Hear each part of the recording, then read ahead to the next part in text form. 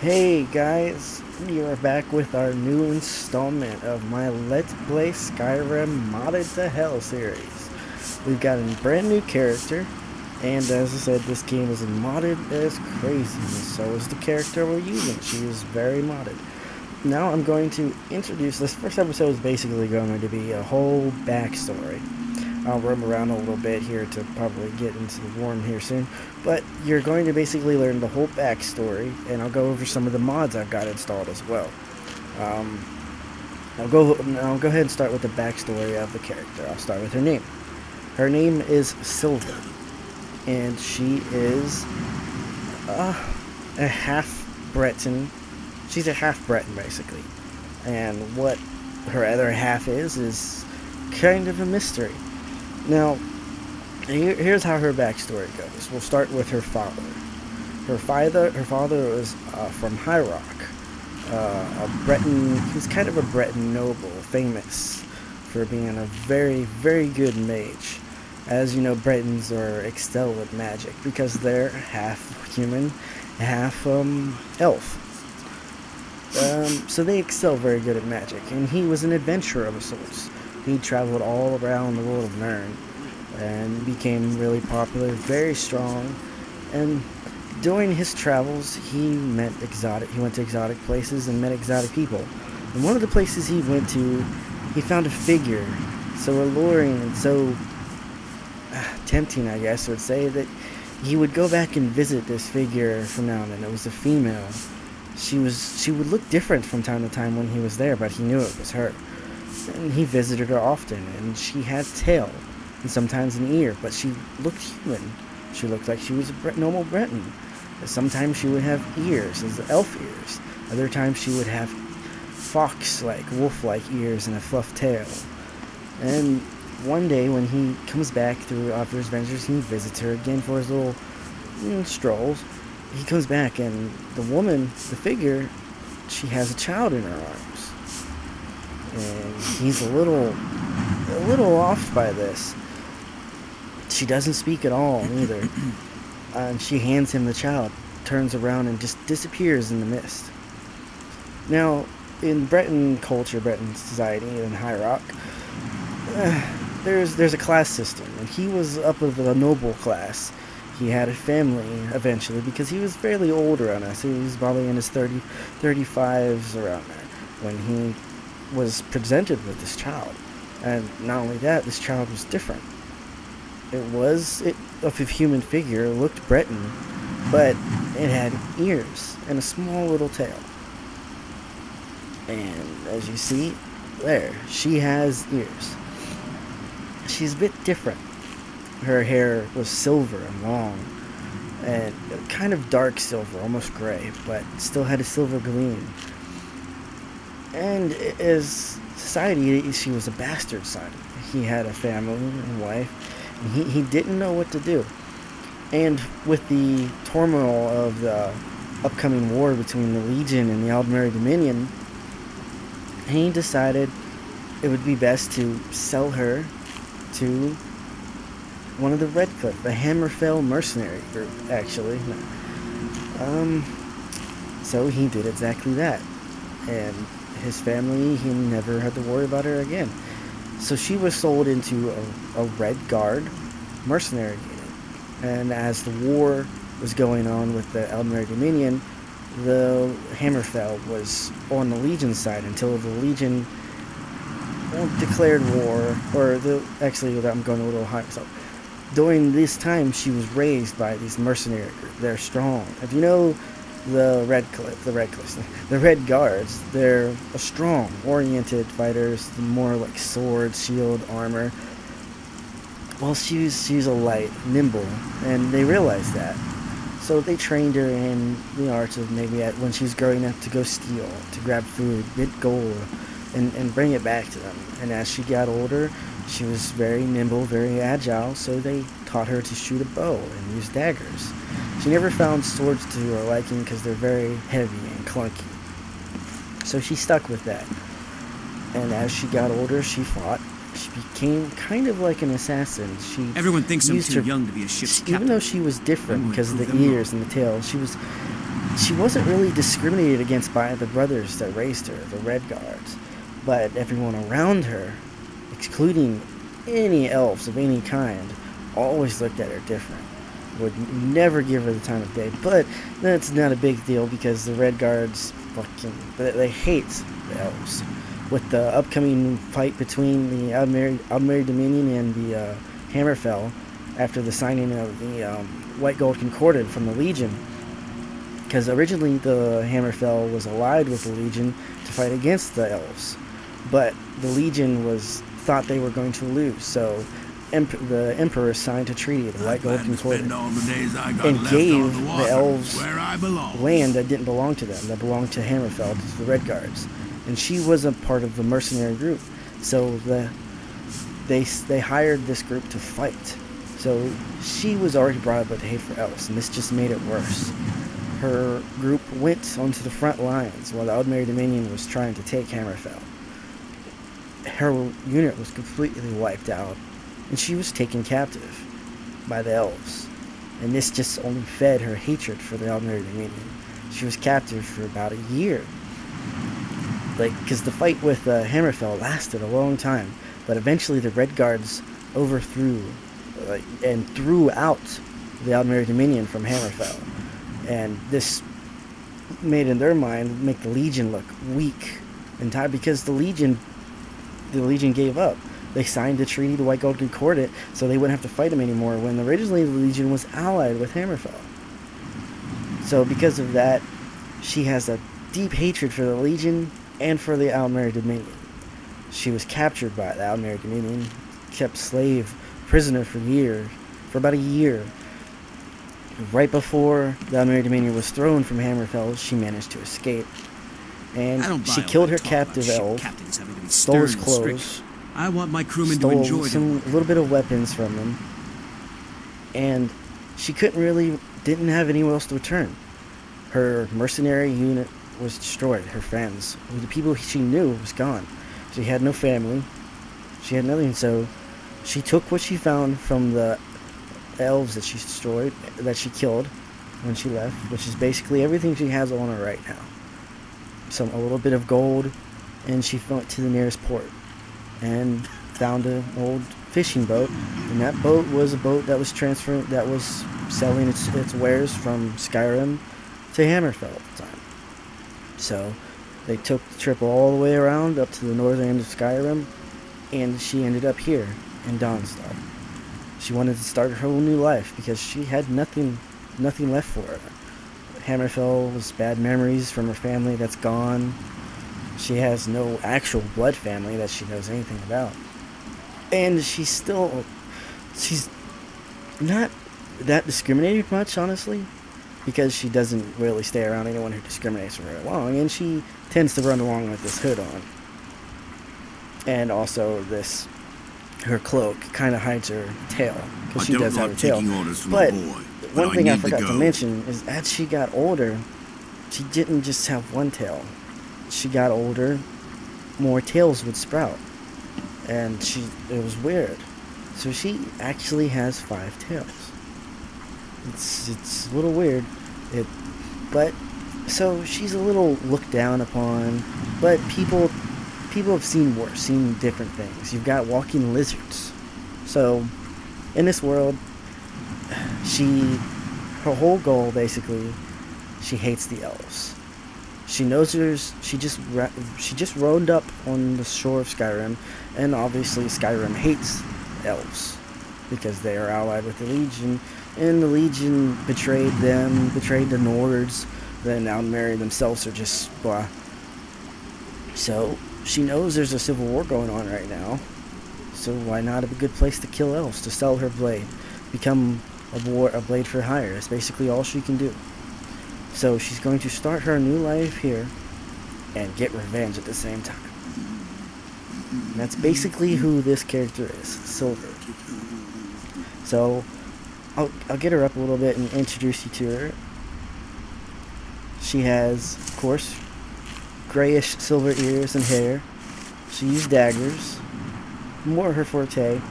But also, I forgot to mention, she's a Breton, so she should technically be good at magic, but since she was raised by Red Guards, they look down on magic users, really. And only the hierarchy of the Red Guard society, politicians and stuff, use magic. So, she really has some abilities. One ability that she did learn that they used was...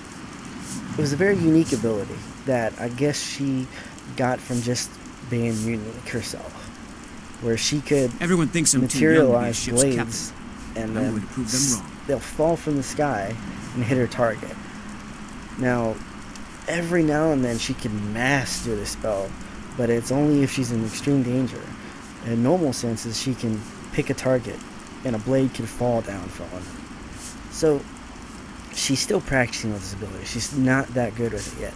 Maybe as she gets more powerful or gets farther along in her journey, gets older and learns to understand her Breton heritage and whatever other heritage she has, because she's obviously something else besides a Breton, we'll go with that. Who was her mother? Was her mother just a strange figure or someone else, something else? And we'll just go from there. And like I said, I want this character to be... She's going to be more of a stealthy assassin character. She'll have magic in her arsenal, but I'm not a big fan of, like, straight magic characters, because magic's kind of overpowered. And she's going to use her blade for one thing mainly, is revenge. She hates the elves. She hates the Aldmeri Dominion. She hates the Thalmor.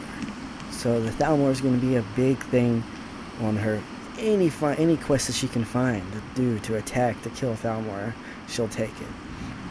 She's not a fan of very many elves, so this is a good place for her to be. There's not very many elves here, and they're usually enemies. So she knows the Civil War is going on, so she might join the Civil War and attack them. And there's her tails. Very stealthy. She has 5. Will she gain more as she goes older? I don't know.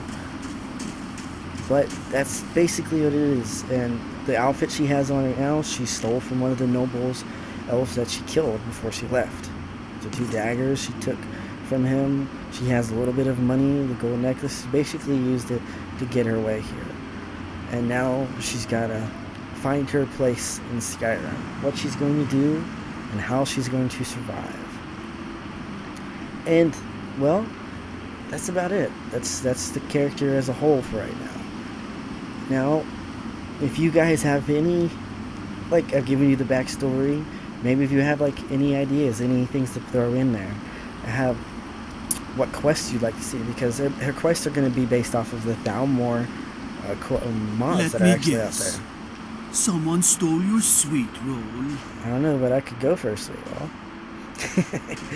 But anyways, fight against the Thalmor. There's 5 mods of it, and I'm going to try and do all of those with her, just to start those mods. And also, I wanted to ask you, how do you want me to do this? Do you want me to start off with her, the main story quest of Skyrim, and have her find out that she's special, or just completely ignore it, which I can. But throw your ideas in there. Like I said, I do this for my entertainment and for yours, and I'll use your ideas. Like this. Loyal lords are always welcome here. Stop talking. Anyone else better watch their step. Well, I guess I'm anyone else. But basically that's it. Yeah, I mean, I will put out a list of all the mods that I have installed right now, because this is, if I did the last count, it's 261 mods so far that I'm using. Or that's at least the BSA and whatever files. Probably more than that. But that's all I have. I have the good physics system. This outfit here doesn't have physics, but most of the basic clothes I have physics on. All that. I do also have... Oh, I'll show you the list here before I shut off the video. Mod configuration menu. These are all of them. I do still have the adult mods installed into the game, but I have them down to like a very, very small percentage chance of it happening, because, like I said, this isn't like an adult-oriented Let's Play. It's a realistic Let's Play with mods. Like, it's a fantasy game, so it's not going to be realistic, but I like try everything to keep lore friendly, to stay into the game, to the Elder Scrolls lore, because I freaking love Elder Scrolls lore. And I've given you, like, I tried my best to put her character inside the parameters of the lore. So there we go. Now here's the mods I've got. Basically, Apocalypse Spells, Matter of Time, which is the clock up in the corner, Bloody Facials, I don't remember, oh yeah, the Immersive Red College. Basically everything's changed. Convenient Horses, Dangerous, that's one of the adult rated mods, but like I said, this Let's Play, you might see every now and then a naked body because I'll take the clothes off of them. So if you're under 18 and you're watching this, be prepared every now and then to maybe see something adult rated. If something like that happens in a video and I release it, I'll probably put it in the description to let you know ahead of time. But the defeat mod, which is the one where if you get defeated by an actual evil NPC, they could have their way with your character. But I have the percentages very low, and you have to be like a strictly evil character. So if I got defeated by a guard, they wouldn't do that. They would just throw me in jail or kill me. But say, for instance, I got defeated by a Forsworn, they could do something like that or anything like that. Excuse me, I have all the Civil War mod on, which is this one right here, I believe. Is this it? Yeah, the Civil War redone, which is a great mod that I'm going to be working on, which will be actually a part of this, because I'm actually going to do that mod in this Let's Play with her, because I want to do the Civil War, because you can actually win or lose the Civil War with that mod. You fight, and certain hamlets will be like a White One could be attacked, and you'll get a message from White One is under siege, and you have to go defend it. And if your character dies going to defend, then White One is taken over by whoever is attacking him at that time. And if I'm with the Stormcloaks or I'm with the Legion, I can't go back to that city if it's under somebody else's control. Things like that, which is very nice. Familiar faces, which I was trying to put this mod in here so you guys could maybe randomly see an old familiar face, but yeah, that character is pretty much dead and I can't do it. I was really sad about that. Frostfall, obviously. HDT, which is the physics on weapons when you move. Heartbreaker, which is a neat little spell that will add on there. Toggle helmet, which is what I like, because I don't like some of the helmets in the game. Immersive armors, immersive creatures, immersive first-person view, immersive hub, immersive spells, which is like where spells will give off lights. I need, obviously, it's a food, hunger, sleep thing. That one is, I can't remember the name for it. It's, oh yeah, it's the one where you can let your companions stay with you in your house, because most companions will go back to their own house, only like Lydia will stay with you. That one where all of your companions will go back to your house.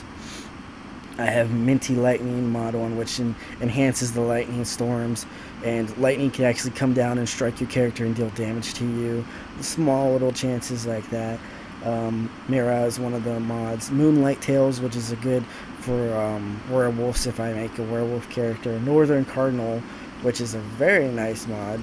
I think that is, yeah, Northern Cardinal is for the new pirate mod I added too, which is a pirate quest line where I can get a ship, buy the ship, do some quest line for it, make that ship mine, get a crew for the ship, and then go sail the Black Sea. And maybe be pirates and ships, attack people, gain loot, get some pirate gear, stuff like that. Immersive NPC in the dark makes NPCs actually not see me if I'm walking up in front of them, if they don't have lights. So it makes for being a stealth character a little more. OBIS is Organized Bandits of Skyrim. Radiant Prostitution, which is another one of those where if I wanted to make money on the side, I could sell my character, which Real Shelter, which is obviously what it is. If you stand underneath a bridge while it's raining, you won't get wet, which works for immersive Skyrims. SkyUI, Sneak Tools, which is the real, I love Sneak Tools, especially playing sneak characters.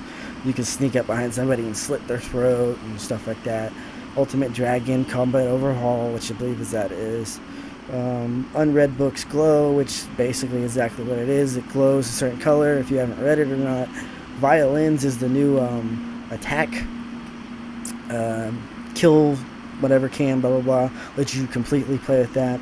War zones, I'm debating on leaving that in or shutting it off, because it's going to make like me traveling the world completely hectic, because there's going to be battlefields everywhere. And once I start the Civil War, that's going to be like intense, like crazy intense. Winter Mist Enchants, Wet and Cold. Most people probably know that one. Winter Mist Enchants adds about 30 new enchantments to clothes and weapons. Zaz Animation Pack is for the adult themed mods. Sex Lab is also that one as well. And a Seer Armor is like a new light armor. Or actually, there you go, it's him. I do have him as a companion too, somewhere in the game, that maybe I'll run along and find one of these days. I have quite a few companions too, some familiar companions and some new companions that you've not seen, that I plan on having a party of maybe 4 people to run along with her, because I'm going to have the difficulty turned up. I'm going to have it low at first until I get some companions, and then I'm going to turn the difficulty all the way up. So that's basically all these ones here. There's many more that I don't have, that don't show up on the mod manager list. I will put a list of all the mods I have in the video's description, so if you guys see a mod in the videos that you're curious about, you can ask me and I'll let you know. As for like how I did all this mods, it's fucking crazy, but if one of you want to try to do some of these mods and don't know how to get some of them installed, you can ask me and maybe I'll make a video on how to actually do it. Because like you can't see it like there, but the physics is on the sheath. The sheath actually moves. If I had a bow equipped, the bow would move and stuff as well.